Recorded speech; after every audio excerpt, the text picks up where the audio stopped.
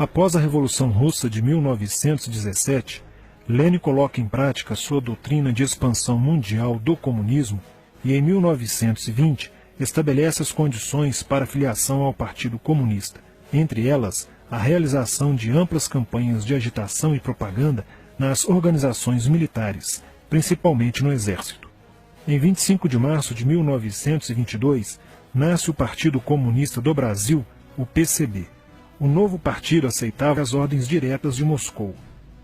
Em 1927, partindo da teoria à prática, o PCB criou uma frente única operária e iniciou um trabalho de infiltração nos quartéis, influenciando Luiz Carlos Prestes, capitão do Exército, a aderir ao comunismo, fato que se deu em março de 1931.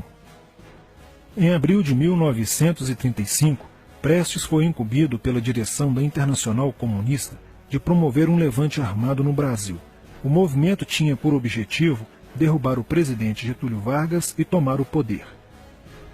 Liderados pela Aliança Nacional Libertadora, militares inclinados ao comunismo iniciaram a rebelião no dia 23 de novembro de 1935, dentro dos quartéis em várias partes do país. Mas devido à falta de organização dos ataques e à ausência do apoio popular, o exército derrotou os comunistas e evitou o golpe de Estado. Em seguida, Prestes é preso e perde a patente de capitão. Com o advento da Segunda Guerra Mundial e a invasão da Rússia pelos nazistas, a política exterior soviética muda e Stalin tenta ganhar o apoio das democracias ocidentais. O PCB redireciona sua política seguindo disciplinadamente a orientação de Moscou e apoia Getúlio Vargas. Após o final da Segunda Guerra Mundial, o PCB reinicia a agitação das massas populares e tenta desestabilizar o governo Dutra através de uma política conspirativa. Durante toda a década de 50, Moscou, através de suas redes apoiadas pelos partidos comunistas no mundo inteiro, tentava desestabilizar as democracias ocidentais. Como consequência, nessa época, em muitas universidades ocidentais, predominava uma visão social esquerdista, sendo que grande parte do terceiro mundo aclamava o modelo soviético como a estrada para a justiça social. Muitos intelectuais se declaravam marxistas. Assim, a conjuntura era altamente favorável ao comunismo, o que provocou sua expansão dramática até o final da década de 50, com a vitória da Revolução Cubana. Isso fez o PCB defender com mais intensidade a luta armada como a única solução viável e progressista dos problemas brasileiros.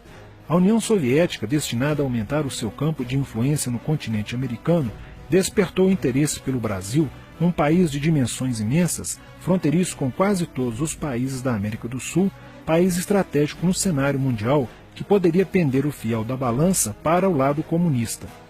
Nos primeiros anos da década de 60, o Brasil passou a viver período de crescente instabilidade política, militar e institucional. Em 1961, Luiz Carlos Prestes encontrou-se com Nikita Khrushchev em Moscou para planejar a Revolução Agrária no Brasil. Neste mesmo ano, no governo de Jânio Quadros, o Partido Comunista Brasileiro enviou a Cuba, com o apoio de Fidel Castro, dezenas de brasileiros para o treinamento político-militar, visando a preparação de quadros revolucionários para desencadear ações de guerrilha rural e urbana no Brasil. Os chineses também colaboraram para a tentativa de implantação do comunismo no Brasil, recebendo na Academia Militar de Pequim, em 1962, um primeiro contingente de brasileiros, visando a formação de quadros guerrilheiros para o movimento que viria a ser implantado na região do Araguaia. No nordeste do Brasil, Francisco Julião organizava as ligas camponesas, com militantes treinados em Cuba. O apoio cubano concretizou-se no fornecimento de armas e dinheiro, além da compra de fazendas em Goiás, Acre, Bahia e Pernambuco, para funcionar como campos de treinamento. No dia 4 de dezembro de 1962, o jornal O Estado de São Paulo noticiou a descoberta e o desbaratamento de um campo de treinamento de guerrilha no estado de Goiás, em uma das 3 fazendas pertencentes às ligas camponesas. Enquanto isso, Goulart governava o país de uma forma pendular. Ora pendia para o lado dos comunistas, ora para o lado dos conservadores. Em setembro de 1963, tudo indicava que o país caminhava para uma revolução de esquerda, principalmente com João Goulart apoiando a sindicalização de sargentos, promovendo a quebra da hierarquia e da disciplina nas Forças Armadas. Em 4 de outubro de 1963, Goulart solicita o estado de sítio ao Congresso Nacional, pelo prazo de 30 dias. A manobra foi repelida pelo Congresso e João Goulart passou a conduzir ações no sentido de implementar o projeto golpista que desaguaria em um regime totalitário de esquerda. Insuflado e orientado por seu cunhado Leonel Brizola, pregava a necessidade de reformas de base e a implantação de uma república sindicalista. Controlando o aparelho sindical, o governo promovia o grevismo, a anarquia e o caos. O país passou a viver dias de intranquilidade, estagnação econômica e inflação descontrolada. Em meio à crescente radicalização do ambiente político, Leonel Brizola era a liderança que unificou as esquerdas na frente de mobilização popular, criando o grupo dos 11 companheiros para tomar o poder pela luta armada. Segundo Brizola, o grupo dos 11 seria a vanguarda avançada do movimento revolucionário, a exemplo da Guarda Vermelha da Revolução Socialista de 1917 na União Soviética. Alheio às críticas que lhe endereçavam militares e oposição civil, João Goulart e o PCB mantinham entendimentos constantes. No dia 13 de março de 1964, um comício realizado na Praça Central do Brasil, no Rio de Janeiro, ficou conhecido como a Comissão das Reformas. Mais de 100 mil pessoas participaram, pedindo a legalização do PCB e a entrega de armas ao povo para a luta armada. No palanque estavam João Goulart, Miguel Arraes e Leonel Brizola. No dia 19 de março aconteceu a primeira Marcha da Família com Deus pela Liberdade, que reuniu 800 mil pessoas em oposição ao comício do dia 13, em demonstração do descontentamento de grande parte da população com os rumos que tomava a situação nacional, principalmente devido à impressionante demonstração de força, o tom radical dos discursos de Arraes e Brizola e a profusão de cartazes com a foice e o martelo. Em 20 de março, apoiados por Brizola e pela CGT, a Associação dos Marinheiros e Fuzileiros Navais do Brasil reuniu-se declarando um motim, dando origem a vários outros movimentos rebeldes no interior das Forças Armadas. Realizou-se em Niterói, na sede do Sindicato dos Operários Navais, um congresso continental de solidariedade a Cuba, com a participação de delegações latino-americanas. Luiz Carlos Prestes manifestou o desejo de que o Brasil fosse a primeira nação da América do Sul a seguir o exemplo de Cuba, se tornando uma nação comunista.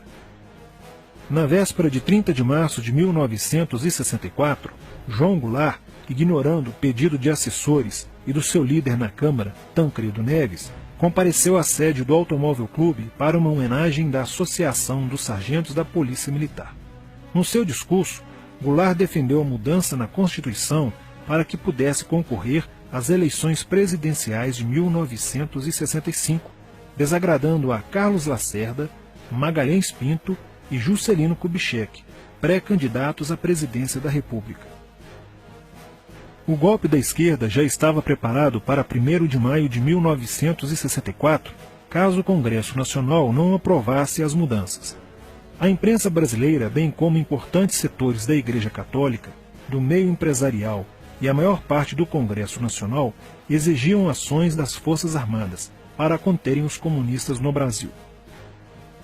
Ao final de março, jornais como o Globo, Jornal do Brasil, Correio da Manhã e Diário de Notícias pregaram abertamente a deposição do presidente João Goulart.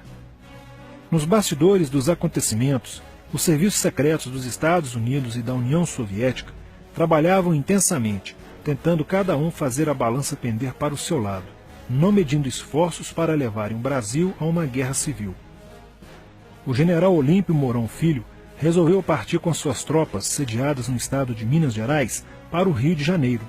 O general Castelo Branco, ao saber disso, telefonou para Magalhães Pinto, governador de Minas Gerais, com o intuito de segurar o levante. O governador mineiro argumentou que, uma vez iniciada a revolução, seria um erro parar, pois alertaria as forças fiéis a Goulart, podendo agravar a situação. A falta de reação do governo Goulart e dos grupos que lhe davam apoio foi notável.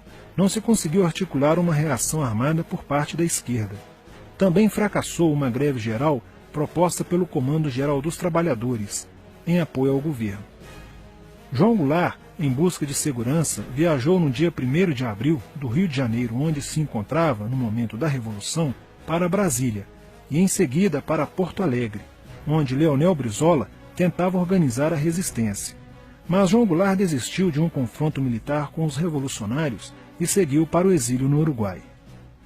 No dia 2 de abril, o presidente da Câmara dos Deputados, Ranieri Mazzilli, assume provisoriamente a presidência da República e mais de 1 milhão de pessoas lotaram as ruas e praças do país para comemorar a vitória. No dia 11 de abril de 1964, o Congresso Nacional se reuniu para eleger o novo presidente da República. O general Castelo Branco, aclamado por grande parte da sociedade brasileira, apoiado pela imprensa e por importantes setores da Igreja Católica, além de contar com a aprovação de grandes líderes políticos, entre eles Juscelino Kubitschek, precisava de 238 votos para ser eleito em primeiro turno, e acabou recebendo 361 votos. No dia 15 de abril, Castelo Branco assume a presidência da República, consolida a vitória sobre o movimento comunista e renova as esperanças do povo brasileiro de ter um país com dias melhores. Porém, a esquerda derrotada colocaria em cena, nos anos posteriores, Carlos Marighella, ideológico comunista e defensor da luta armada, que submeteria o povo brasileiro às ações mais obscuras da guerrilha, o terrorismo.